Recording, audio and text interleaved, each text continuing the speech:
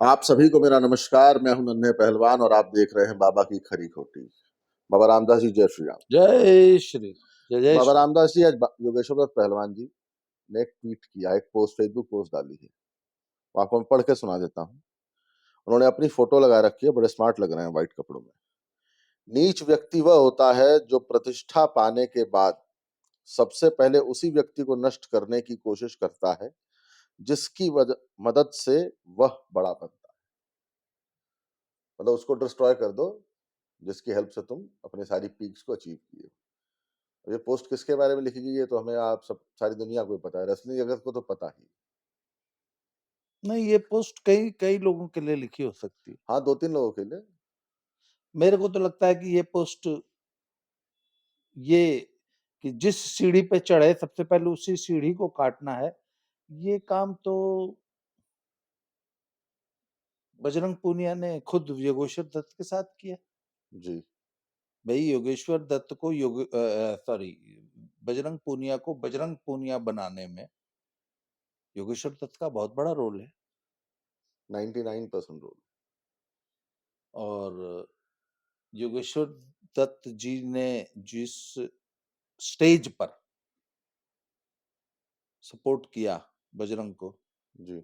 He was just a kid. जब वो इसके पहले नरेंद्र पहलवान खुड्डन वाले खुड्डनिया नरेंद्र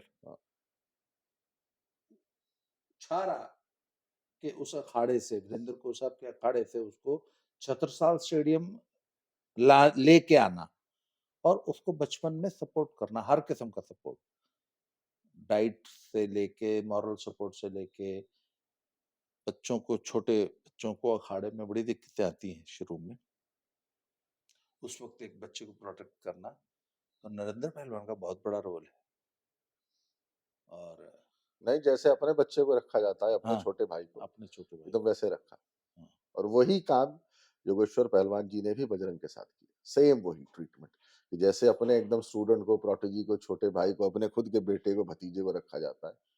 नहीं, और एकदम जब छोटा था, जब छारा अखाड़े में पहलवानी करता वीरेंद्र था, कोसाब तो वीरेंद्र कोसाब ने एकदम अपने बच्चे की तरह रख के पहलवानी कराई थी। वीरेंद्र कोसाब को वो दिख रहा था इसमें कि नहीं, ये लड़का हाँ, बहुत आगे जाएगा। वहां पे कोसाब को वो टैलेंट दिख गया। नहीं तो नॉर्मली कोई कोच, मतलब अगर मुझे ही पता चल जाए कि यार मेरा ये स्टूडेंट कल को बहुत आगे जाएगा, तो मैं उसको कभी नहीं जाने दूंगा। ये सेल्फलेस होने का एक बहुत हाँ, बड़ा बिल्कुल। एग्जांपल है वीरेंद्र अदरवाइज कोसाब का। कोचेस इतने सेल्फिश हो जाते हैं कि अपने नहीं, स्टूडेंट्स कोई को क्यों देगा? मैं एक बच्चे के साथ 10 साल से, 8 साल से, 6 साल से काम कर रहा हूँ, फिर मुझे लगे कि नहीं यार इसको अगर मैं रशिया भेज दूं, अमेरिका भेज दूं, किसी बेटर है, तो ऐसा कोई कोच नहीं करता। सब कहते हैं ला मलाई मैं काटूंगा, दूसरा मलाई क्यों खाएगा भाई? कल को वो अगर उनके पास होता तो आज वो द्रोणाचार्य और तो हो इस जाते। मामले में तो वीरेंद्र कोसाब की भी हाँ, तपस्या है। तपस्या। मतलब वो तो नींव के पत्थर बन के रह गए ना। जी। हाँ, उनको वो फेम नहीं मिला जो मिलना चाहिए था। उनको वो फेम बजरंग ने नहीं। भी उनको कभी कहीं रिकॉग्नाइज अब नहीं किया। हाँ, बजरंग ने कभी भी उनको वो बजरंग की सबसे बड़ी प्रॉब्लम पता है क्या है? इस आदमी ने कभी ओलंपिक मेडल आने के बाद ये इतना सेल्फिश हो गया था, इसने कभी अपने माँ बाप को भी रिकॉग्नाइज नहीं। इसने कभी अपने किसी गुरु, मेंटोर, किसी सीनियर, किसी कोच, मुझे किसी का नहीं। मुझे वो किस्सा भी याद है कि जब इसका मेडल आया तो नरेंद्र पहलवान जो हैं वो द्रोणाचार्य, इसकी परफॉर्मेंस पे द्रोणाचार्य लेने का प्रयास किए थे। किया था। खैर चलिए, पर फिलहाल तो मुझे लगता है कि ये ट्वीट सबसे ज्यादा अगर सूट करता है तो वो नेताजी ब्रजभूषण शरण सिंह पे, कि इन सबको, सिर्फ बजरंग पूनिया को नहीं, आज इंडियन रेसलिंग में कोई भी अगर स्टार या सुपरस्टार है तो उसको वहां तक पहुंचाने में जो योगदान ब्रजभूषण शरण सिंह का है वो किसी का जी। नहीं। जो ब्रजभूषण शरण सिंह ने इंडियन रेसलिंग के लिए किया है, मैंने आज तक किसी फेडरेशन में किसी को इतना करते हुए नहीं देखा। उसका एक कारण था कि जब ब्रजभूषण शरण सिंह रेसलिंग में आए, जब उन्होंने कुश्ती संघ में जब पदभार संभाला, तो उनको कुश्ती तो कुछ चाहिए नहीं था। उनको किसी पद की लालसा नहीं थी कुश्ती में। कुश्ती से उनको पैसे नहीं कमाने थे, या कुश्ती से नेम फेम नहीं कमाना था, या ऐसा कुछ नहीं था। He had a genuine real love for wrestling. तो सचमुच कुश्ती को समर्पित व्यक्ति थे। और जब उन्होंने मुझे अच्छी तरह याद है कि जब उनका आगमन हुआ है कुश्ती में, तो कोई भी नेशनल चैंपियनशिप नहीं कराना चाहता था, क्योंकि नेशनल चैंपियनशिप कराना बड़ा खर्चीला काम होता है और मिनिमम 30-40 लाख रुपए तो वैसे कैश खर्च हो जाते हैं। ऑफिशियल्स का टिकट ये देना, वो सब खर्चा करना, इसके बाद पहलवानों के रहने की व्यवस्था करना और अगर हो सके तो पहलवानों के लिए भोजन पानी का इंतजाम करना, कायदन एक अच्छे आयोजक को करना चाहिए। उसमें बड़ा मोटा खर्चा होता है।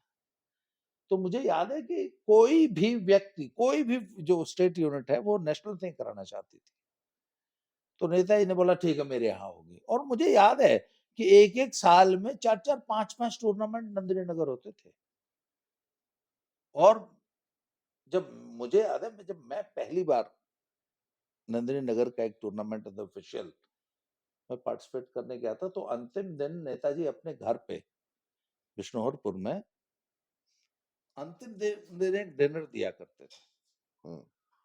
और आजकल की शादियों में जैसे बड़ा लेविश स्प्रेड होता है ना, 100 सवा 100 150 डिशेस, मतलब 150 किस्म का भोजन लगा हुआ है, और जैसे किसी बहुत संपन्न व्यक्ति की बेटी की शादी होती है, हाँ, वेज अलग, नॉन-वेज वेज अलग। अलग नॉन वेज अलग, और मतलब जी। क्या गजब व्यवस्था होती थी। इसके अलावा सभी पहलवानों को आयोजन स्थल पे ब्रेकफास्ट, लंच, डिनर, दूध इत्यादि की व्यवस्था कर। नहीं, आज भी वो उनकी नेशनल्स में चले जाओ ना, हाँ, तो आज भी वो जो खाना वो प्रोवाइड कराते हैं, वो वैसा तो कोई किसी की शादी भी नहीं वैसा हो पाता। हाँ, शादियों में वो खाना नहीं बनता नहीं जो बनता, हाँ। आज भी वो ऑफिशियल्स को और बच्चों को जो खिलाते हैं। तो ये अपनी जेब से कर रहे थे ना वो सब। ये सारा खर्चा उनको कहाँ से मिल रहा था? जी। और उस आदमी ने बड़ा बहुत ही निर्विकार भाव से, बिना किसी लालच के 10 साल तक ये काम किया। और जब उनका अंतिम समय इन द सेंस कि कुश्ती संघ में जब उनके 12 साल 3 कार्यकाल पूरा होने वाले थे, जब उनको नेचुरली रिटायर होना था, तब उनके ऊपर इस प्रकार की इतने घिनौने आरोप लगा देना उन लोगों द्वारा जिनको उन्होंने एकदम बच्चों की तरह पाला। मैं एक इंसिडेंट बताता हूँ। नेताजी के पास अपने घर में कम से कम 2-3-4 बीघे का ना एक बहुत बड़ा आम का बगीचा है, और उसमें अलग-अलग प्रजाति के आम लगे हैं। जैसे 4 पेड़ इसके हैं, तो 4 पेड़ इसके हैं, तो 4 पेड़ इसके हैं। तो वो आम के सीज़न में ना डाल से पका हुआ आम, वो सबसे पहले उनके यहाँ ना उनके घर पे सुबह ही जो है टोकरियों में रख दिया जाता है, और उनके यहाँ सुबह 6 बजे ही लोग जो है मिलने पहुँच जाते हैं घर पे। उनके क्षेत्र के पॉलिटिकल उनका जो सर्कल है। तो वहाँ पे ये है कि भैया पहले सुबह-सुबह आके पेट भर आम खाओ, उसके बाद नेताजी से मुलाकात होगी। ये उनका एक रूटीन चलता है आम के सीज़न में। तो लखनऊ में जो है लड़कियों के कैंप लगते थे। तो नेताजी के घर से आम के टोकरे नेशनल कैंप में बच्चों के लिए भिजवाए जाते थे। कोई बात हुई, नेताजी के ना पास वैसे भी जो रूटीन में लोग इतने मिलने वाले रहते हैं ना, तो मिठाई बहुत आती है। वैसे ही रूटीन में ना 10, 20, 50 किलो मिठाई रोज, 1-1, 2-2 किलो के डब्बे लोग आए कि मैं 2 किलो मिठाई लेते आए। तो कोई अगर जा रहा है कैंप में ना, ये 20 किलो मिठाई लेते जाओ ये बच्चों के लिए। स्पेशली दीपावली पे और जब पर्व होते थे, तो बहुत सारे बच्चे तो अपने घरों, कुछ बच्चे चले जाते थे। बहुत सारे बच्चे जो होते थे, वो घर नहीं जा पाते थे फेस्टिवल्स पे, जैसे होली आ गई, दिवाली आ गई, या इस टाइप का कोई फेस्टिवल आ गया। स्पेशली नेताजी के घर से मिठाई बन के आती थी बच्चों के लिए लखनऊ कैंप में। ये अच्छा, मान लीजिए उधर से कहीं से जा रहे हैं, तो प्रैक्टिस के टाइम आ गए। हाँ भाई, सब ठीक ठाक है ना, कोई दिक्कत तो नहीं, कोई परेशानी तो नहीं है, मतलब हाल चाल लेना, केयर करना। छोटी छोटी बहुत सारे बच्चे थे जिनको कि फाइनेंशियल असिस्टेंस चाहिए होती थी। आपको मालूम है, शूज, ट्रैक सूट के, जो पहली बार बच्चा कैंप में आता है उसके पास ये सब नहीं होता। अब तो खैर खेलो इंडिया में बहुत सुविधा देने लग गई मोदी सरकार। तो नेताजी ने अपनी जेब से अपना घर फूंक के जो है तमाशा देखा है। ऐसे व्यक्ति को उन लोगों ने, जो कि बहुत लाडले थे, मतलब कोई कल्पना भी कर सकता है कि साक्षी मलिक और विनेश फोगाट, गीता, बबीता, इनकी पूरी फैमिली और स्पेशली बजरंग, इन लोगों के प्रति कितना अगाध स्नेह रहा है।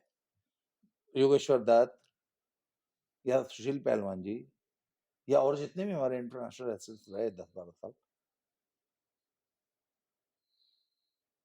और उसके बाद जो रेसलिंग के लिए उन्होंने रिफॉर्म्स किए, जी जैसे कितनी धांधली होती थी, ओवर एज लड़के लड़ा करते थे, ओवरवेट लड़ा करते थे, ऑफिशियल इतनी धांधली करते थे, मैट के ऊपर कुश्ती में कितनी बेईमानी होती थी, पूल डालने में कितनी बेईमानियां होती थी। वेट पे तो जो बेईमानियां मैंने एक तो अपनी आंख से देखी, हाँ, एक हरियाणा में एक पूरी लॉबी थी जिसका काम ही था, मुझे याद है हमारे अखाड़े के एक बड़े सीनियर पहलवान है, रांची में नेशनल्स हो रही थी, हम लोग साथ ही सब लोग वजन दे रहे थे, तो मैं भी था सब लोग से, तो हमने देखा कि कुछ 100 ग्राम वजन एक रेसलर का साथी का खाली था, वो हमारे कोच साहब के पास आया, कोच साहब नू थोड़ा फालतू है, एक बार कही हो आप जाके, कोच साहब ने धीरे से जाके कही करे, जाके करा दे यार, नाम नहीं लूंगा लेकिन उनके ब्रदर बहुत सीनियर रेसलर हुआ है और बहुत ही रिप्यूटेड कोच है, और साक्षी मलिक उन्हीं के कंधे पे कूद गई थी, वो पूरी एक लॉबी थी, इसका काम ही ये था। एक बहुत बड़े पहलवान हुए हैं अपनी बिरादरी का, अकेले ओलंपियन, अकेले अर्जुन अवार्डी, इन लोग का काम ही ये था, ये पूरी सेटिंग कर देना। एक बार 57 किलो में कॉमनवेल्थ गेम्स का पूरा पूल ही सेट कर दिए थे, अरे ट्रायल्स में पूरा पूल सेट कर हाँ, दिए पूरी थे। फिक्सिंग हो गई थी, मैच फिक्सिंग हो गई थी। 74 की जो ग्रीको रोमन में एक बार हुआ था ये। तो कहने का मतलब है ये सारी जो धांधलियां होती थी कुश्ती जगत में, जो भ्रष्टाचार, और इतना भयानक भ्रष्टाचार था, कोचेस से पैसे लेके उनको टूर पे भेजा जाता था, कोचेस से पैसे लेके उनकी नेशनल में भी ड्यूटी जो है उसके लिए पैसे लिए जाते थे, खिलाड़ियों को पैसे लेके टूर लगवाए जाते थे, पूरी कबूतरबाजी होती थी। नेताजी ने आके सब कुछ बंद करा दिया। तो अच्छा, ऐसे लोग जो कि उनके इतने फेवरेट रहे, एक कोच साहब है जिनके 65 टूर है, 65 टूर, उनके बारे में ये कहा जाता है कि तुमने तो हवाई जहाज का ऑटो रिक्शा बना दिया था। हाँ एक यार बार तू भी, एक पैर जब जब जमीन उसने पे, आरोप लगाया ना, ये बड़े, वो भी एक विटनेस है इस केस में थे, तो लोगों ने कहा अरे तू भी, तेरे पर के भी बोल लेंगे, कितने टूर मारे हैं भाई बताइए था, नेता की बदौलत तो मारे होंगे 65 टूर, हर साल 4-5 हर 4-5 साल 5 4 5 6 ज्यादा। ऐसे कोचेस के पासपोर्ट इतने इतने मोटे हो यहाँ जाते इतने हैं। मोटे मोटे तो पासपोर्ट की पूरी गड्डी हो गई है। वो लोग भी आरोप लगा रहे हैं।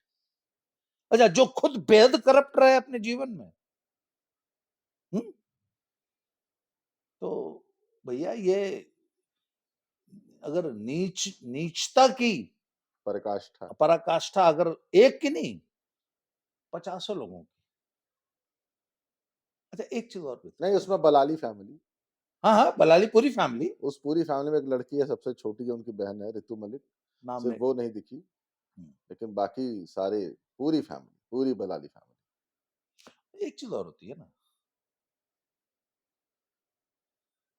अच्छा, मेरा आज तक कभी ब्रजभूषण शरण सिंह से, ब्रजभूषण सिंह ने आज तक मुझे मेरी शक्ल नहीं देखी थी कभी। जब पहली बार मैंने वीडियो बनाई है तो उन्होंने पूछा कि ये आदमी कौन है, बोले जी ये ऐसे ऐसे अजीत सिंह है, रेसलिंग कोच है। बोले रेसलिंग कोच, मैं तो कभी देखा ही नहीं इनको। बोला हाँ जी, ये कभी मतलब ऐसे आए नहीं। बोले अच्छा, तो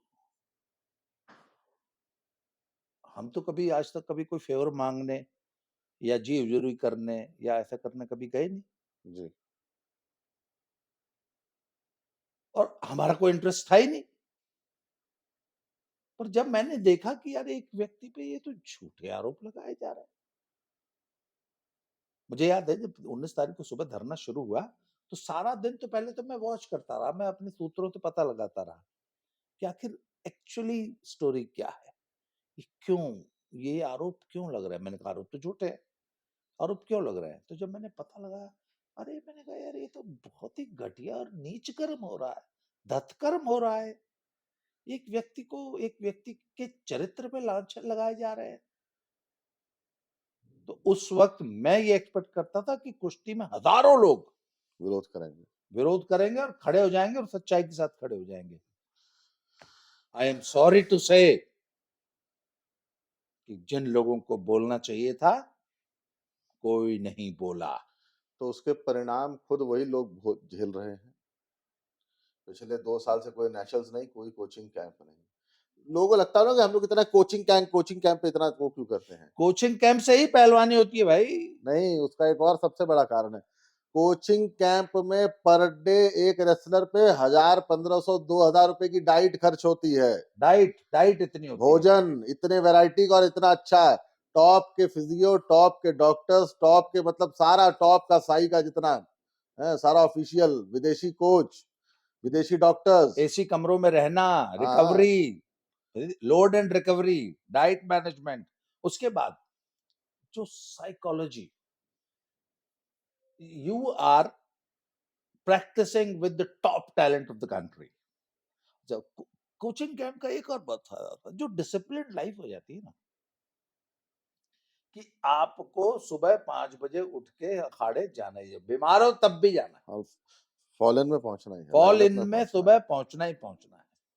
तो वो जो रेगुलर ट्रेनिंग होती है, और पुराने जमाने में, हमारे जमाने में तो 1.5 साल चलते थे कैंप, और एक लड़का जो ठीक है 1.5 साल डट के पहलवानी कर ले और अच्छी खुराक खा ले और डिसिप्लिन में रह ले, एक जोड़ ऊपर एक जोड़ ऊपर हो जाता है। हो 1.5 जाता साल में तो परफॉर्मेंस आ जाती है, है। 1.5 साल में तो लड़का स्टार बन जाता है। इनकी वजह से जो सबसे बड़ा नुकसान हुआ, अच्छा, कोचिंग कैंप में सिर्फ एक लड़का, भाई जिसने सिर्फ ओलंपिक जाना है सिर्फ वही तैयार नहीं होता, उसके साथ 8 पीछे से और भी तैयार होते हुए आ रहे हैं। तो जो टैलेंट का पूल कोचिंग कैंप की वजह से निकलता है। अभी तो कुश्ती का कोई नुकसान नहीं हुआ है, कुश्ती का नुकसान तो आगे भी देखना, अगले 5 साल तक ये खामियाजा हम इस आंदोलन का भुगतेंगे। इसका असली नुकसान आज से 4 साल बाद दिखाई देगा, देगा। अगले ओलंपिक में दिखाई देगा। क्यों? क्योंकि वो जो धारा, टैलेंट की जो धारा बहती चली आ रही थी, वो नष्ट हो लेकिन आपको एक बात बताऊं, इस पूरे धरने से जो नीचता के नए लेवल इन्होंने गई। सेट हाँ, किए, और नए नीचता पैरामीटर्स, नीचता की जो गहराइयां, जो पैरामीटर सेट कर दिए पैरामीटर। ना, वो अब मुझे नहीं लगता कि हिंदुस्तान में टूट पाएंगे। जो इल्जाम मतलब धरने पे पहले दिन तो अच्छा, एक चीज और, इसमें सबसे ज्यादा नुकसान किसका हुआ? हरियाणा वालों का। रेसलिंग 95% रेसलिंग कहाँ है? सब हरियाणा में है। सबसे ज्यादा नुकसान किसका हुआ? बजरंग पुनिया का। रेलवे की क्लास 1 की नौकरी गई, हाँ। रेसलिंग करियर फिनिश, हम्म। बचा क्या? हम्म। और क्या पद दिया है कांग्रेस ने? कांग्रेस किसान नहीं, उसमें तो वो एक ऐसा पद दे दिया, उसमें कुछ बोलेगा तो जूते खाएगा। अभी पराली जलाने पर हाँ, किसानों के पक्ष में बोला था, किसान बैठे तो है। आज की तारीख में अभी मैं अभी देख रहा था, फगवाड़ा में पूरा मेन रोड जाम करके बैठे हुए हैं, नहीं पूरे पंजाब में। वो तो भगवंत मान साहब और अरविंद केजरीवाल का एक नहीं नया नहीं, है कि किसान, हरियाणा का किसान प्रकोष्ठ का नेता कोई बयान देगा? जगह देना देते ही पड़ेगा, गाली सुनेगा। देना पड़ेगा। भाई किसानों के पक्ष में अगर आज की तारीख में बयान दोगे, आम पब्लिक गरियाएगी। भाई पराली जलाने को लेकर किसानों के पक्ष में बयान दिया, पब्लिक ने कितनी गाली दी, क्योंकि किसानों की गुंडागर्दी। भाई किसान अन्नदाता है, बहुत अच्छी बात है, पर आप सड़क पे गुंडागर्दी करें और आम जनता को परेशान करें, आम जनता तो गरियाएगी। वो किसान नहीं है जी, एक्चुअली वो एक्टिविस्ट हैं। किसान का लबादा ओढ़ के वो एक्टिविस्ट हैं। उनका तो काम है, वो पेड एक्टिविस्ट्स हैं। कुल मिला के इस आंदोलन का जो सबसे बड़ा नुकसान हुआ है, वो हरियाणा की रेसलिंग को हुआ है। क्योंकि हुआ भाई है। रेसलिंग वैसे भी 90% 95% हरियाणा में है जी। और हरियाणा के अखाड़ों का, हरियाणा के बच्चों का नुकसान हुआ है। भैया हरियाणा के वो कोचेस जो कल तक मूक दर्शक बने बैठे थे या अन्याय के साथ खड़े थे, झूठ के साथ खड़े थे। आज भी वहीं खड़े हैं। नहीं अब तो खैर बहुत सारे तो न्यूट्रल हो गए हैं। 2-4 नाम लीजिए। मत लीजिए नाम। एक आदमी जिसने एक वीडियो बना के इनका विरोध किया हो। देखो वीडियो बनाने सबके बस की नहीं होती। अच्छा इनको फ़ोन करके बोला कि यार बस करो, नेशनल्स होने न दो। अच्छा आप मैं तो हरियाणा के 2-4 बड़े सीनियर कोचेस को जानता हूँ, जिनके अखाड़े में 150-150 तो बच्चा है, जिसमें से 125 इंटरनेशनल है। वो कोच अगर इनको फ़ोन कर दे ना और इनको थोड़ा-सा टाइट कर दे, वैसे 2-4 कोच मिलके 2-4 जो बड़े अखाड़े हैं, यार तुम्हारे धरना प्रदर्शन से तुम करते रहो, नेशनल्स में हाई कोर्ट नहीं जाओगे कि नेशनल्स नहीं करानी, ट्रायल नहीं कराना। तुम्हारी वजह से बच्चों के मेडल नहीं आ रहे, कैंप नहीं लग रहे, नौटंकी बंद करो। ये 1 मिनट में बंद कर देंगे, इनकी इतनी औकात है। लेकिन वो भी एकदम मूक दर्शक बन के बैठे हुए हैं। नुकसान किसका हो रहा है? उस अखाड़े के बच्चे का। अंततः नुकसान तो उस पूरे कोचिंग सेंटर का कोच साहब का खुद का भी तो हो रहा है। पहलवानी खूब कर रहे हैं, उल्टे ट्रायल नेशनल्स अरे एक भाई नहीं हो रही। आप जिन कोचेस की तरफ इशारा कर रहे हैं, वो कोचेस तो खुद इनको चढ़ाने बढ़ाने में थे। तब इनको ये क्या लगता एक था मिनट, उन कोचेस को नहीं पता था कि ये झूठे आरोप लगा रहे? सब कोचेस को उनको नहीं, उनको ये रेसलिंग नहीं नहीं उनको लगता था ठीक है, फेडरेशन हरियाणा में आ बस, जाएगी तो बस। हम भी। सारा खेल मैं बताऊं क्या था? चौधर का। सारा खेल चौधर का था। आज नेताजी के सामने उन सब की औकात एक बौने से ज्यादा तो थी नहीं।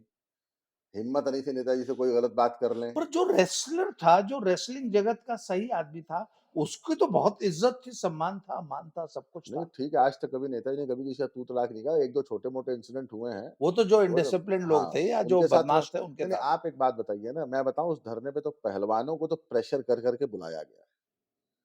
आ जा नहीं रहे? अरे आ जाना यार 10 मिनट का काम है। अरे सारे आ रहे हैं इकट्ठे करेंगे। ऐसे करके बुलाए। रेलवेज के 50% पहलवानों से मेरी बात हुई तो सब बोले कि यार हम तो गए थे। ये हो गया, ये हो गया, ये हो गया, ये हो गया।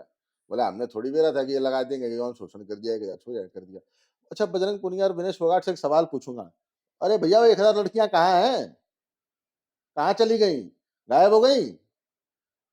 मतलब संगीता विनेश 2 रह गई बस। वो 1000 लड़कियां मिसिंग हो गई।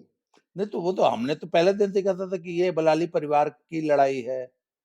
अच्छा एक बात है, वो पहले अंडा हुआ या पहले मुर्गी हुई? बजरंग ने विनेश को बेवकूफ बना के अपने धरने में शामिल किया या विनेश ने बजरंग को बेवकूफ बनाया? इन दोनों ने एक दूसरे को बेवकूफ बनाया। वो अपनी गोटी सेट कर रहा था, ये अपनी गोटी सेट कर रही थी। गोटी दोनों सेट कर रहे थे। इनमें से सबसे पहली पहली बार जो इनका मतभेद सामने आया था कि जब इनको ये हुआ कि भाई कुश्ती संघ का अध्यक्ष बनना है, तो कुश्ती संघ का अध्यक्ष कौन बनेगा? इसमें बबीता फोगाट अपने चक्कर में थी। भाई संगीता अपनी सिस्टर के फेवर में थी, अच्छा, लेकिन नहीं विनेश के विरोध संगीता में और थी। बबीता सगी बहनें हैं। हाँ, अब बजरंग का विनेश से कोई भाई डायरेक्ट रिलेशन तो है नहीं, वो तो कजन है इनकी। तो बजरंग का क्या था कि अपनी वाइफ की तो सुननी ही पड़ेगी, है ससुर जी की नहीं सुननी तो पड़ेगी। संगीता ये चाहती थी कि बबीता हाँ अध्यक्ष बबीता बने। बन जाए क्योंकि हमारे फेवर में रहेगी और हमारी अच्छा, अपनी सगी बहन है। ये बलाली सिस्टर्स की जो है विनेश चूंकि कजन है हाँ, और वो इंट्रा फैमिली राइवलरी। राइवलरी नहीं है, हाँ युद्ध है आपस में। मौका मिल जाए तो एक दूसरे को काट गे रहे हैं। युद्ध है। ऐसा सुनने में आया था कि एक बार इंडिया कैंप में झोटा उपार उपार के लड़ी हैं तीनों आपस में। झोटा उपरउल की हैं लोग। तब इतनी बड़ी स्टार नहीं थी। तो विनेश अपने चक्कर में थी, बबीता अपने चक्कर अपने में थी, चक्कर तो में। साक्षी बोली अच्छा मैं खाम खा। साक्षी बोली अध्यक्ष मैं बनूंगी। तो इसमें बजरंग को क्या मिल रहा था? चौधर। किसकी चौधर? दीपेंद्र हुड्डा भाई साहब कति खास हो जाएगा मैं। कुश्ती संघ की चौधर की बात करो। हाँ तो कुश्ती संघ में चौधर इसकी चलती। अच्छा और इसकी आज भी चलती है, चलती थी। मुझे याद है रेलवे के कैंप लग जाते हैं तो जितने भी सीनियर पहलवान है कोई लगाना नहीं चाहता। पता है 90% बजरंग को फोन करते हैं जिनके रिलेशन अच्छे हैं। अरे यार बजरंग बार के ये दिल्ली यार मैं आया हूँ कैब में 2 एक दिन में छुड़वा देगा। फिर बजरंग फोन करता था चीफ कोचेस को, कोच साहब वो फलाना पहलवान है छोड़ दियो मेरी खेल रहा है। ठीक ठीक ओके ओके 2 एक दिन रह लेते बजरंग बाकी सारे बचेंगे। 2 दिन बाद उस कैब में पता है बचता कौन था? बी जूनियर और बच्चे छोटे। बी और सी ग्रेड रेसलर्स, थोड़े से यूपी वाले। उनको होता था कि यार ठीक है बढ़िया कैंप में खाने को मिलेगा, रहने को ना, पहलवानी करने अच्छी को प्रैक्टिस मिलेगी, हो रही है। बात खत्म। टॉप के कोचेस हैं। पर इनको हरियाणा वालों को क्या था, अब लवली में लगा दिया camp, lovely university Jalandhar camp लगा दिया, आरसीएफ कपूरथला कैंप लगा दिया। इनको आदत है कि ना भैया ना, सोनीपत से जाएंगे प्रैक्टिस करके फिर अपने घर चले जाएंगे। हाँ। इनको ये आदत है। तो ये सारे बजरंग को फोन करके, और बजरंग सिर्फ ये नहीं कि कोचेस को फोन कर देता था, बजरंग जो रेलवे का जो स्पोर्ट्स सेल है उसका जो चीफ है उसको सीधे फोन, जो चीफ रेलवे सेक्रेटरी है ना जो रेलवे का, नहीं, नेताजी बहुत सुनते थे ना इनकी सबकी फेडरेशन सुनते में। थे, सबकी सबकी भाई सबकी। हाँ। ये फलाने का नाम डलवा दो, फलाने की ट्रायल ले लो जी, ये लड़का बड़ा प्रॉमिसिंग है, इसे देख लो। इनको हमेशा नेताजी ने का रिगार्ड कर, रेसलिंग फेडरेशन में ऐसा चलता है, इनका बड़े सीनियर पहलवानों का रिगार्ड करना पड़ता है भाई, हाँ, करना भी चाहिए करना चाहिए, अच्छी है। बात होती है। लेकिन उसके बाद भी एक्चुअली इनको था कि नहीं हमारा डायरेक्ट छोड़ लो, ये जो नेता नाम की जो एक बीच में अड़ंगा है ना इसको निकालो। जब तक नेता रहेगा या नेता का बेटा या नेता का आदमी बीच में रहेगा, हमारे हाथ में कभी खुला साम्राज्य नहीं आएगा, हम डोमिनेट नहीं कर पाएंगे। हम रिक्वेस्ट तो कर सकते हैं, हम डोमिनेट नहीं कर सकते। मैं फिर कह रहा हूं बात। अच्छा, इतनी छीछा लेदर, इतनी गंदगी, अपनी अपनी वाइफ्स, अपनी घर की फिर वही बात, औरतों की टी शर्टें उठवा दी, फिर वही गोडे छिलवा दिए, फिर वही बात। इतनी सब छीछा लेदर करा के हासिल क्या हुआ? यौन शोषण का इल्जाम तो लगाना ही नहीं था। It was just a slip of tongue. और पत्रकार और भारतीय मीडिया है, इनसे बड़ा कफन खसोट कोई दुनिया में हो सकता है? इन्होंने सिर्फ एक उस वर्ड को पकड़ लिया, शोषण को यौन शोषण बना दिया, पता ही नहीं चला। और ये फंस गए, क्योंकि इनको भी पता था कि एक लड़की नहीं है, लड़की कहाँ से लाएंगे? वो रोहतक की एक रेसलिंग एकेडमी की लड़कियां थी, एक पॉस्को वाली थी। वो तो सब खैर उस पर टिप्पणी नहीं करेंगे अभी, क्योंकि मामला सब जुडिस है। नहीं नहीं, मैं पॉस्को वाली लड़की की बात कर रहा हूँ। हाँ। वो लड़की विड्रॉ करी गई अपना केस, फिर ये महादेव एकेडमी से 4 लड़कियां पकड़ लाए, पता नहीं उस केस में क्या हो रहा है, गवाहियां तो हो नहीं रही।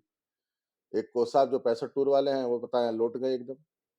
वो तो बिल्कुल ही पैरम गिर और गए। एक और कोच साहब को जज साहब ने कहा है कि कोच साहब झूठी गवाही पे भी सजा हो जाया करे। एक मिनट, सजा तो एमएलए साहब को भी हो सकती है। मुझे जिस दिशा में ये मुकदमा जा रहा है, जिस दिशा में जा रहा है, और जज के जो अब तक के तेवर हैं, जज ने जिस तरीके से एक गवाह को धमकाया है कि झूठ बोल रहे हो, झूठ बोलने पर भी, झूठी गवाही देने पर सजा हो जाती है विटनेस को।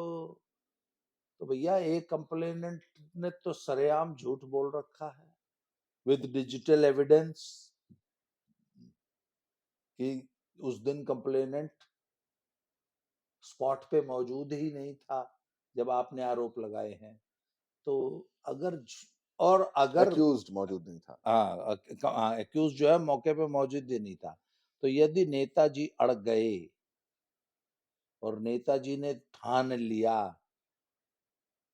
कि इनकी पहलवानी इनके पिछवाड़े में घुसेड़ देनी है, सारी एनडीपणा जो है ना, इनका एनडीपणा, इनको कुश्ती संघ अध्यक्ष बना के ही छोड़ूंगा, तो पहलवान जी को नेताजी ससुराल की सैर भी करा देंगे, जेल भिजवा देंगे। अगर नेता अपनी वाली पर अड़ गया तो 10, 20, 50, 100 करोड़ का मानहानि का दावा भी करेगा और इन्हें जेल भी लेके जाएगा। और एमएलए साहब का जेल जाना मुझे एकदम तय लग रहा है, क्योंकि एमएलए साहब ने खुद आरोप लगाए हैं और झूठे आरोप साबित होने जा रहे हैं। मुझे तो लग रहा है कि जैसे वो कोच साहब लौट गए ना, शुक्र है मेरी जान छड़वा दो जी, बजरंग लौटता दिख रहा है मुझे। दिनेश के पास अभी फिर 5 साल है, पावर में है और सपोर्ट है। इसमें सबसे सियाणी निकली साक्षी साक्षी मलिक, मलिक, वो समय से विड्रॉ कर गई। नहीं साक्षी मलिक, बबीता फोगाट, हम्म। तीरथ राणा, इन्होंने देखा कि वो माहौल बिगड़ा है, सरक लिए। साक्षी धीरे से सरकी, किसी को पता नहीं चला। आज पूरा कैमरा पता है फोकस्ड कहाँ है? संगीता वाला केस तो हमें बड़ा बाद में पता चला कि संगीता भी एक कंप्लेनेंट है, लेकिन उसके बाद संगीता पे कोई फोकस नहीं है, फोकस सिर्फ विनेश और बजरंग है। ठीक है, विनेश का ओलंपिक्स में जो परफॉर्मेंस थी वो ठीक थी, एमएलए हो गई, बजरंग को क्या हासिल? सिवाय बदनामी के। एक फर्जी किसान संघ का फर्जी चेयरमैन, और किसान बड़े बहुत बड़े किसान लीडर हुए हैं, लाखों की संख्या में ट्रैक्टर और ट्राली लेके पहुंच सकते थे जंतर मंतर पे। 1170 वोट टोटल, 300 परिवार का वोट मिला। ये तो हाल है। किसान नेताओं की यही औकात है। हम्म। तो बजरंग पहलवान जी है ना किसान नेता। मतलब 1170 वोट अगले चुनाव में। नहीं, कांग्रेस के टिकट पे तो 5, 10, 15, 20 नहीं, ज्यादा कांग्रेस थे। ने टिकट देने तो अभी अब की बार ही दे देती। भाई कांग्रेस एमएलए तो बना ही सकती थी। मतलब आप ये कह रहे हैं कि बजरंग पहलवान का भविष्य ज्यादा अंधकार में है विनेश के मुकाबले? 6 साल इधर भी उसी की ज्यादा हुई। हाँ, नौकरी छूट गई, ओलंपिक और रेसलिंग खत्म हो गई, 10-10 जीरो से ट्रायलों में बच्चों ने चेप दिया, जूनियर रेसलर्स ने। पहलवान जी आगे भविष्य अंधकार में है, इमरजेंसी लाइट वाइट की व्यवस्था कर लो। वैसे ही टाइम पड़ा है, लौट जाओ, कुछ ना होता। हाँ, मांग लो माफी। हाँ, फिर क्यों हो गया? कौन सा नेताजी ने कहा कि जाके उड़ा तू जंतर मंतर में मांगे? कह भी सकते हैं जंतर मंतर में मांग लो भाई। नहीं वो तो वैसे इस पूरे आंदोलन में आपको एक बात बता दूं, विनेश और बजरंग अलग थलग हो गए हैं।